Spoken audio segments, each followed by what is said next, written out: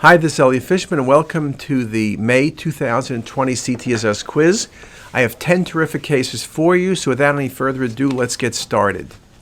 On this first case, what's the least likely diagnosis?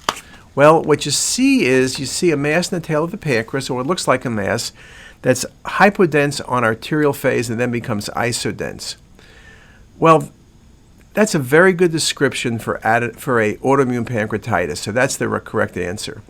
Adenocarcinoma occasionally can become less visible on venous phase, but that's pretty rare. Lymphoma tends to be bulky, again pretty rare.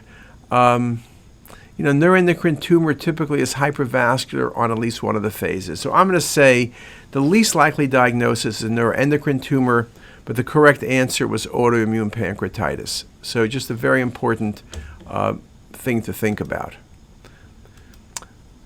In this case, the best diagnosis, what do you see? You see a dilated esophagus, lots of material within the esophagus is obstructed. I don't see a mass for esophageal cancer, and with esophageal cancer, usually it's not this much food around because the patient hasn't been able to eat for a while.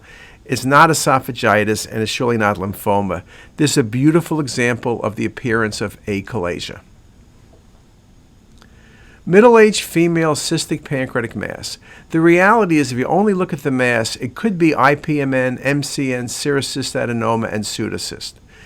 But if you say middle-aged female and you put the mass in the body of the pancreas, to me it's an MCN. And in fact, this was an MCN. There's also a faint calcification, which is seen not uncommonly with MCNs. The most likely diagnosis in this case. Now we have a cystic pancreatic mass with nodularity and calcification. IPMN, if this was an IPM, it would be malignancy within the IPMN.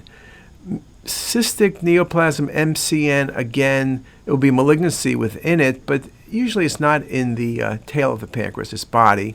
And this is not the appearance of an adenocarcinoma. This was a serous cystadenoma.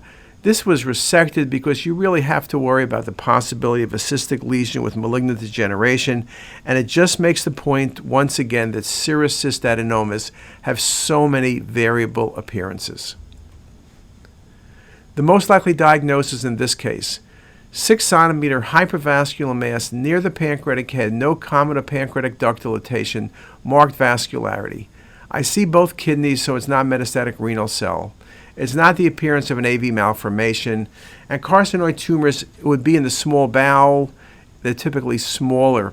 This is a great location for a paraganglioma, which essentially is an extraadrenal pheochromocytoma.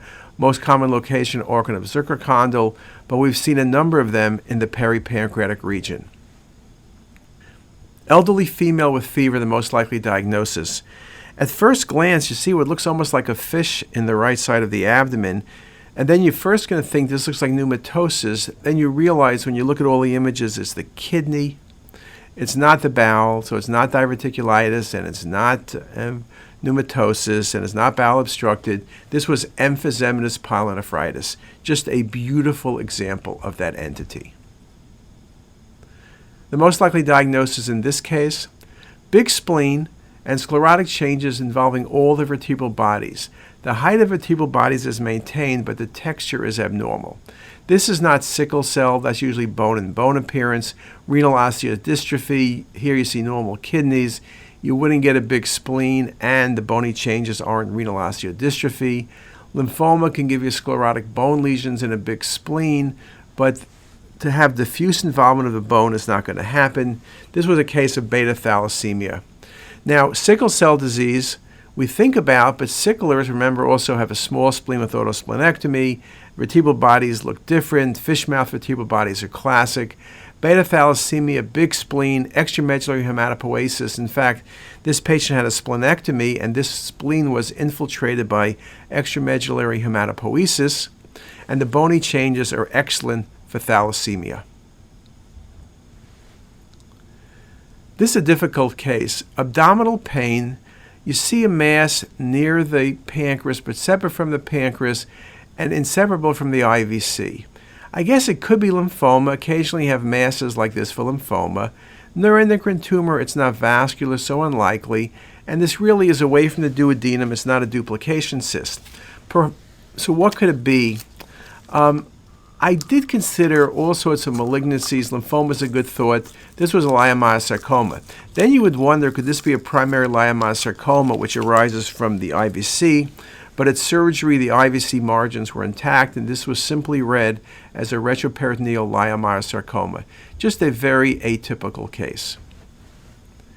80-year-old with right lower quadrant pain. What do we see? Markedly thickened small bowel, misty mesentery. This is enteritis. And when you look at it, and you look at the vessels are a bit tapering, this is ischemic bowel.